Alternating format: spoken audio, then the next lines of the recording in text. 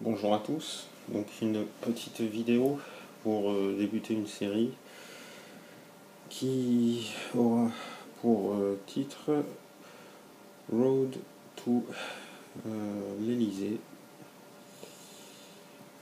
2017. Et donc l'hypothèse farfelue de cette série de vidéos que je commence, ce sera d'analyser et donc de prédire les étapes d'une mise sur orbite de Marine Le Pen au second tour de la présidence française. Donc on va commencer par la gauche, à tout seigneur, tout honneur. La gauche qui est actuellement au gouvernement.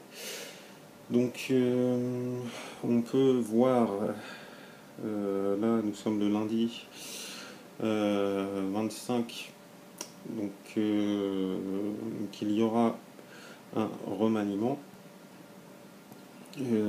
juste avant la rentrée en fait.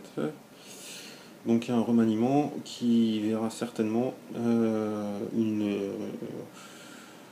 un renforcement de l'aile sociale libérale de la gauche, à savoir cette aile sociale libérale, c'est au niveau libéral, c'est économique, c'est européen, et donc continuer de mettre la France à la remorque de l'Allemagne, et donc une intégration pleine et parfaite à l'Union européenne, tandis qu'au niveau social, ce sont vraiment des mesures symboliques et donc comme le mariage pour tous et d'autres peut-être le droit de vote des étrangers, d'autres choses qui viendront sur le tas.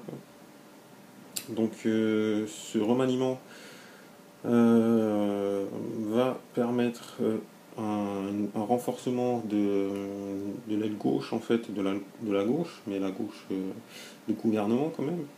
Et on voit qu'il y a une réorganisation du parti de gauche. Parti de gauche dont le co-président, M. Mélenchon, était candidat à la présidentielle. Donc le parti de gauche réorganisé avec une sortie de M.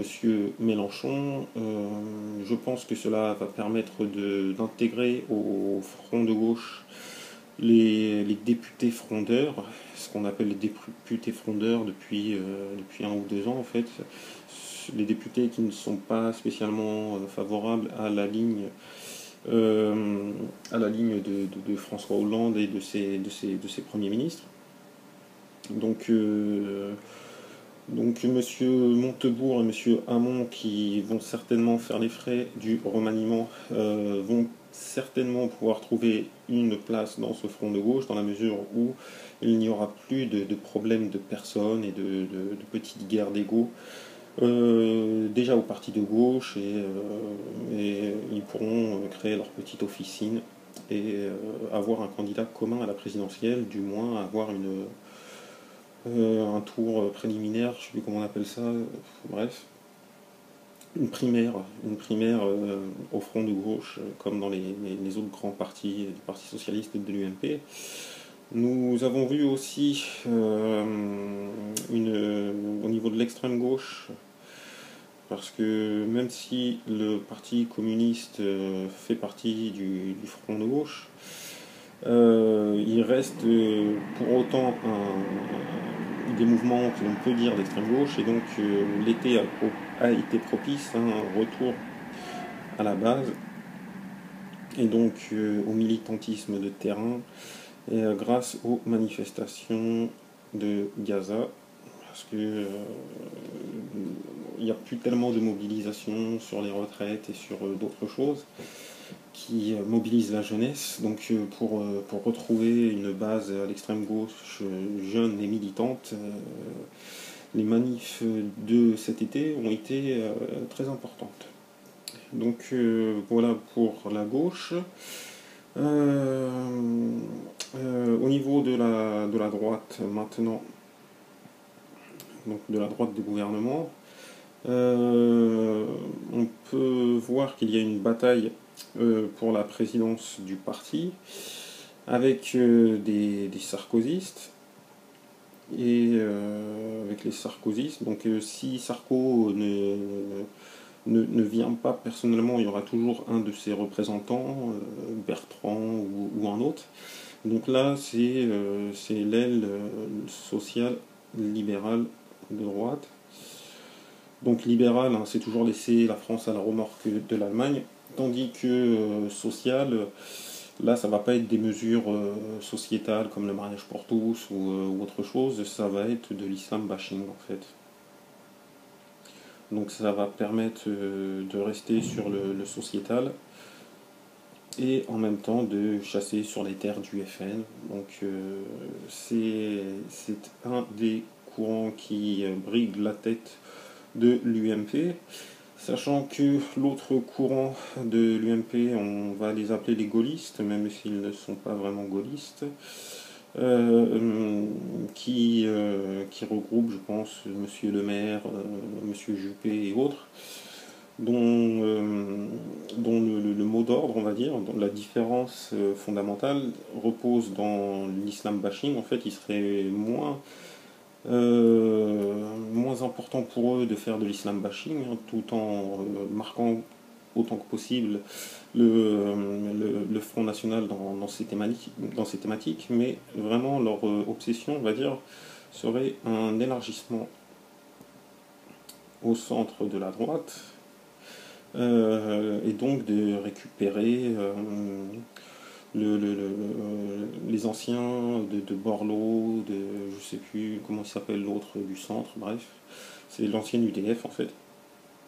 Donc vraiment avoir une droite unie quoi. Donc union de la droite quoi. Alors que au niveau sarkozyste, ils pourraient continuer comme ils l'ont fait en 2012 et avant cela en 2007, partir seul. Partir seul à la présidentielle. Et donc, enfin, pour mettre sur orbite la famille Le Pen, famille avec deux L, Le Pen, hein, c'est famille Le Pen, FN, il va falloir qu'il y ait, dans le courant de cette rentrée, une tragédie grecque au congrès de rentrée, ou je sais pas comment ils appellent ça, dans leur rassemblement annuel, quoi. Une tragédie grecque qui devra être la mort du père. Donc c'est de façon symbolique, mais Marine Le Pen devra quand même écarter son père et toute la vieille garde. Donc peut-être que cela va avoir des incidences sur la dissidence soralienne.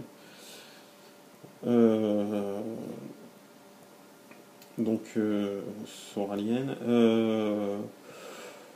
Parce que cette mort du père est, je pense, une chose obligatoire pour qu'elle soit éligible, on va dire, qu'elle ait le soutien de tous les réseaux de pouvoir en France. Donc, en conclusion pour cette rentrée, pour ce dernier trimestre de 2014, je pense que les grosses tendances, ça va être de continuer l'affaiblissement du gouvernement, avec un renforcement du front de gauche, tandis que de l'autre côté du parti, de l'échiquier politique, ça va être un renforcement des centristes. C'est pour moi les deux tendances. L'un ou l'autre face à Marine Le Pen garantissent le meilleur report de voix, quoi, pour que Madame Le Pen soit élue. Donc voilà la première vidéo Road to l'Elysée. Donc c'est assez farfelu, c'est improbable, on verra ça dans les quelques mois qui suivent, et dans tous les cas, je referai une vidéo pour éventuellement changer la grille d'analyse et mettre à jour cette route pour l'Elysée 2017. Je vous remercie de votre attention et bonne continuation.